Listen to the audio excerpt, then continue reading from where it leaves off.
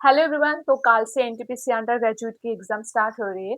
मेरा exam first phase में complete हो चुका है। ओके, सो आगे जिनका भी एग्जाम है सभी लोगों के लिए मेरी तरफ से कुछ टिप्स है। आई थिंक आपको हेल्पफुल होगा एग्जाम सेंटर में स्पेशली। ओके, सो पहले तो मैं आपके साथ ये बोलना चाहूँगी कि एग्ज़ाम हॉल में आप ये कोशिश ज़रूर करना कि 1 मिनट भी और 1 सेकंड भी आप टाइम वेस्ट ना करो।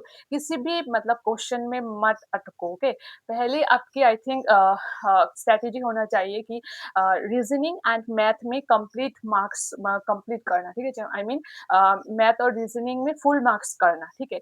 रीज़निंग में ईज़ी है फुल मार्क्स करना। मैथ में 1-2 क्वेश्चन ऑफ कोर्स मतलब कुछ ना कुछ तो आई थिंक टफ होगा 1-2 क्वेश्चंस। ओके, सो पहले से ये कोशिश करना कि रीजनिंग कंप्लीट कर सको। आई थिंक 30 में से 30 कर पाओ। ओके, सेकंड है मैथ्स। ओके, मैथ्स में कोशिश करना कि पूरा कर पाओ। मतलब जिन क्वेश्चन में आप अटक जाओ उनको लास्ट में यूनिट डिजिट से डिविजिबिलिटी से कुछ भी हो मतलब करने की कोशिश करना, ठीक है? अगर मतलब कुछ हो जाए, ठीक है? डिविजिबिलिटी चेक करके देखना ऐसा। ओके, सो यही फर्स्ट कोशिश करना कि मैथ और रीजनिंग कंप्लीट मार्क्स कर पाओ। ओके, और एक चीज जो मतलब किसी भी क्वेश्चन में आपको थोड़ी सी भी डाउट लगे, अगर एक बार आप क्वेश्चन पढ़ लो, आपको लग रही है कि ये क्वेश्चन में शायद मुझसे थोड़ा टाइम लगेगी या फिर मतलब मुझे आता है थोड़ा टाइम लगेगी, अगर कर पाऊँगी, ओके, लास्ट में हो जाएगा। तो उस मतलब क्वेश्चन को आप देखते ही जस्ट मार्क्स पर रिव्यू करके नेक्स्ट पे आगे बढ़ जाओ, ओके? क मतलब ऐसा मत अटकाना कि किसी भी क्वेश्चन में आप अटक जाओ कि नहीं मतलब मुझसे होगा।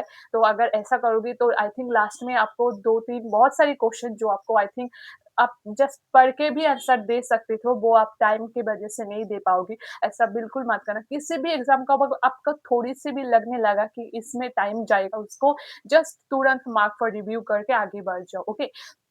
रीजनिंग में जो आई थिंक जो पजल बेस्ड क्वेश्चंस है वो थोड़ा जो लेंदी टाइप का है या फिर जो डायरेक्शन बेस्ड है थोड़ा अगर लेंदी टाइप का क्वेश्चन है उसको भी मार्क्स पर रिव्यू करके नेक्स्ट पे आगे बढ़ जाओ कि मतलब एक तो आप पेपर 2 राउंड में कंप्लीट करना, एटलीस्ट 2 राउंड में जरूर करना, एक बार में बिल्कुल नहीं करना। फर्स्ट टाइम में बस क्वेश्चन पढ़ के जाओ, जिस जो भी आपको मतलब आता है करते जाओ, और जो भी आपको लग रहा है कि थोड़ा सा कैलकुलेटिव होगा, थोड़ी सी टाइम टेकिंग होगा, उसको मार्क फॉर रिव्यू करके नेक्स्ट पे आगे चल जाओ, ओके? ऐसा करते-करते आगे बढ़ जाओ। लास्ट में मैं आपको आपके ये भी बोलना चाहूँगी कि जो जीके, जीएस और आई थिंक जो करंट अफेयर्स है, उसके लिए ना थोड़ा टाइम मतलब रख लेना। हम लोग आई थिंक स्टूडेंट यही करता है कि रीज़निंग और मैथ में तो आई थिंक बहुत सारे टाइम हम लोग इन्वेस्ट करते हैं, लेकिन जीके, जीएस में बहुत ही कम टाइम होता है हमारे पास। आई थिंक जल्दी-जल्दी में जस्ट हम क्वेश्चन पढ़ते हैं, जो भी आपको आता है, टिक करके आगे बढ़ जाता है। तो नहीं, मेरा सजेशन यही है, थोड़ा टाइम जीके, जीएस और करंट अफेयर्स के लिए भी बचा के रखना। क्यों? देखो, पहले तो आप एक बार क्वेश्चन पढ़ो, जो-जो भी आपको लग रहा है टिक करके चले जाओ। जो भी क्वेश्चन आपको लग रहा है कि थोड़ा डाउटफुल है या फिर कुछ है, उसको मार्क फॉर रिव्यू करके नेक्स्ट पे आगे बढ़ जाओ।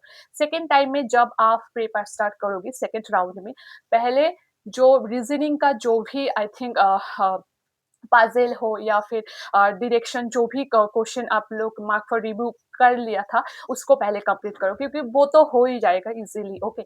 सेकंड मैथ में जो सारी क्वेश्चन्स आपको लग रही थी कि थोड़ा टाइम टेकिंग है लेकिन आप कर पाओगे, उसको अटेम्प्ट करो, ओके। और जो क्वेश्चन्स आपको मैथ में लग रहा है कि लेकिन बहुत सारा कैलकुलेटेड है या फिर कोई कोई कॉन्सेप्ट आपको नहीं पता है, कुछ उसको एकदम लास्ट में अटेम्प्ट करना, उसको उसको भी थोड़ा मतलब टाइम के लिए छोड़ दो।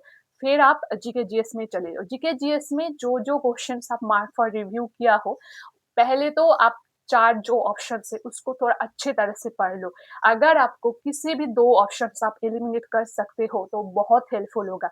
और मेरी तरफ से आपके लिए सजेशन ये है कि अगर आप किसी भी क्वेश्चन में 2 ऑप्शन एलिमिनेट कर सकते हो, तो फिर बाकी जो 2 ऑप्शन में थोड़ा 50-50 चांस ले लो। मतलब हाँ, क्योंकि आप देख रही हो कि कट ऑफ इतना हाई जा रही है, तो अब हम लोग एक्यूरेसी के साथ 60 के आसपास अगर मार्क्स करें, तो फिर तो हम पहले रेस से आउट हो जाएँगे। तो नहीं, थोड़ा रिस्क आपको लेना पड़ेगा अगर आपको मतलब क्वालीफाई करना है क्योंकि कट ऑफ बहुत हाई जा रही है, ओके? सो कोशिश करना मैं तो रीज़निंग को बिल्कुल नहीं बोल रही हूँ, मैथ रीज़निंग में आप खुद करके आंसर तभी आप टिक करना, किसी भी मतलब तुक्का ऐसा नहीं करना। लेकिन जो जीके, जीएस या फिर करंट अफेयर्स है उसको थोड़ा अगर आप किसी भी 2 ऑप्शन एलिमिनेट कर सकते हो, बाकी 2 में थोड़ा चांस ले सकते हो, ओके। और सेकंड आई थिंक स्पेशली जो करंट अफेयर्स की जो मतलब थोड़े थोड़ा क्वेश्चन होता है ना, जैसे कुछ मतलब लॉन्च किया, एक कौन-सा मिनिस्टर्स ने लॉन्च किया, ऐसा टाइप का जो क्वेश्चन है, उसको ना थोड़ा क्वेश्चन ना थोड़ा बहुत अच्छी तरह से पढ़ना। किसी भी मतलब कोई भी कीवर्ड जो दिया है, उसको थोड़ा ध्यान से देखना, उससे रिलेटेड अगर कुछ भी मिल जाए, वो ऐसा मतलब क्वेश्चन को ना आई मीन एग्ज़ाम्पल के साथ मैं बोलती हूँ कि अगर कोई चीज़ लॉन्च हुआ है, ठीक है, पहले वो देखो कि वो हेल्थ सेक्टर में है या फिर टेलीकम्युनिकेशन या फिर एग्रीकल्चर से रिलेटेड है, तो फिर अगर क्वेश्चंस में पूछा है कौन-सी मिनिस्ट्री तो उसको रिलेटेड आप थोड़ा दिमाग में सोच लेना कि एग्रीकल्चर्स में कौन-सा मिनिस्टर्स हो सकता है या फिर टेलीकम्युनिकेशन में तो ऐसा। ऐसा मतलब क्वेश्चन थोड़ा मतलब ऐसा टाइप का जो क्वेश्चन्स है ना, थोड़ा दिमाग से करने की कोशिश करना, थोड़ा मतलब चांस लेना क्योंकि आई थिंक ज मैथ और रीज़निंग तो सब कर लेता है। आई थिंक जीके, जीएस और करंट अफेयर्स में ही आई थिंक मतलब ज़्यादातर मार्क्स लोगों का मतलब सीबीटी 1 क्वालीफाई करने का जो आई थिंक ट्राई है वो ही होता है। ओके सो छोड़ो तो जितना हो सके आप मतलब मैक्सिमम अटेंड करने की कोशिश करना। मैं ये नहीं बोल रही हूँ एकदम बिल्कुल कुछ भी नहीं आता है या फिर कोई वैल्यू दे रहे हैं उसको आप टिक करो, नहीं, एकदम नहीं। जो वैल्यू रिलेटेड वो सारी चीज़ उसको मैं नहीं बोल रही हूँ कि उसको आप कोशिश करो, बिल्कुल नहीं। लेकिन जो ऐसा रिलेटेड क्वेश्चन है मतलब हो सकता है शायद ऐसा आपको लग रही है 50-50 चांस है, ये सारी क्वेश्चन आप एक बार ट्राई करके देख लेना और थोड़ा मतलब चांस ले सकते हो। ओके सो लास्ट में मैं आपको यही बोलना चाहूँगी कि आई थिंक टाइम बिल्कुल वेस्ट मत करना किसी भी क्वेश्चन में। जितना हो सके, जितना जल्दी हो सके पेपर करने की कोशिश करना।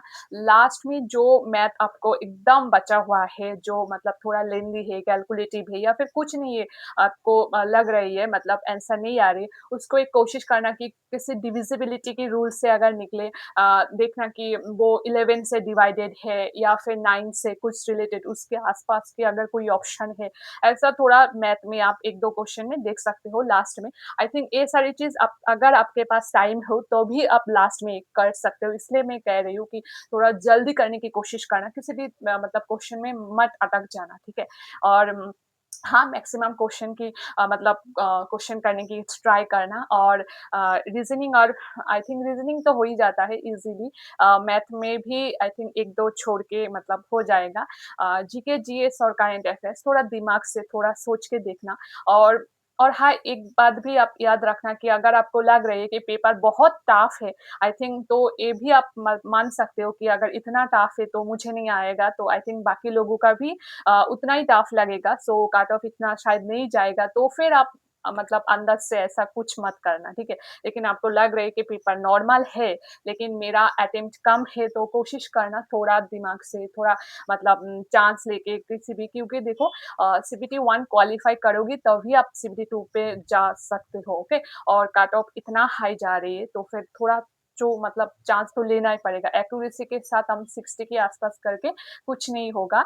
आई थिंक उससे अगर थोड़ा चांस लेके अगर हो भी जाए मतलब किसी क्वेश्चंस की वजह से तो आई थिंक वो हेल्पफुल होगा, ओके। सो थोड़ा सोच समझ के है मतलब पेपर अटेम्प्ट करना, okay. All the very best to you, आप सबका एग्जाम बहुत अच्छे हो, ओके। ट्राई करना कि दिमाग को शांत रख के आप अपना बेस्ट दे सको, okay. So all the very best, okay. So bye.